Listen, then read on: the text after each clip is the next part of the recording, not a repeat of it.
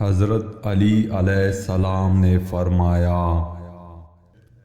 मुझे अफसोस उस बात पर होता है कि इंसान अशरफुल मखलूक़ात है, फिर भी इंसानों के जागने से पहले परिंदे जाग जाते हैं।